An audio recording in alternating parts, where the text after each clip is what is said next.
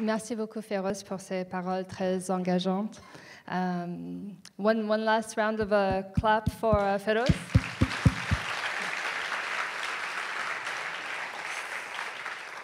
So we don't want to keep you, the audience, waiting any longer because we want to give the floor to our entrepreneurs and mentors with a brief introduction, first from David, who's going to tell you more about the theme of our evening tonight.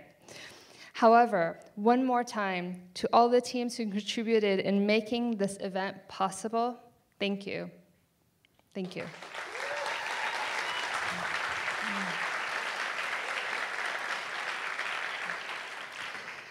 Nous aimerions également remercier les anonymes et les moins anonymes qui nous ont rejoints nombreux depuis cet été et depuis les événements bouleversants en Afghanistan.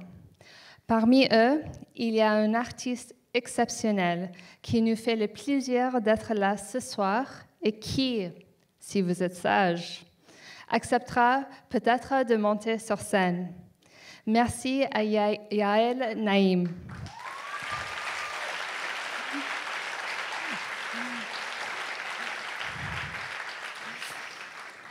Following this journey, I propose that we meet again in about an hour and 20 minutes around a drink to share our respective experiences after what will be, I hope for you, an amazing ride.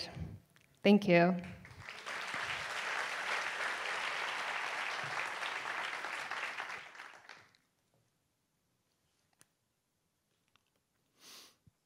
Imaginez un pixel.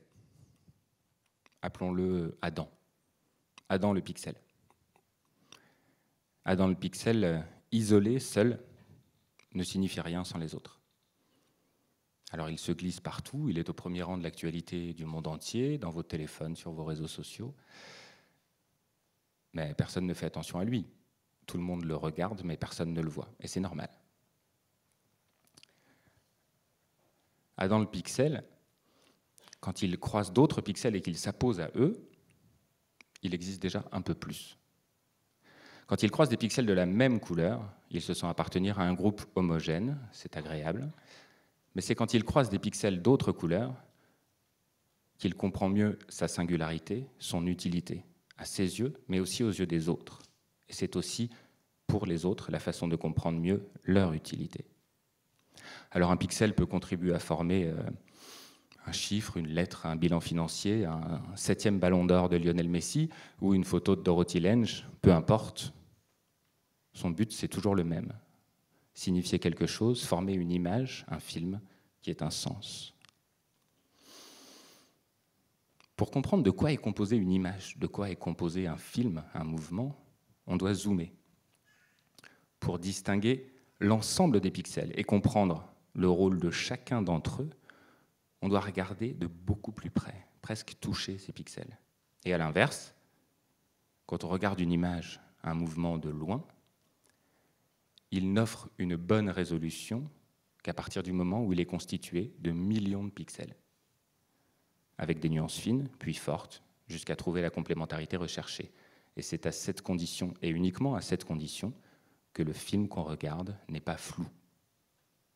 Ce soir, nous vous proposons de découvrir quelques pixels, tous différents, de très près.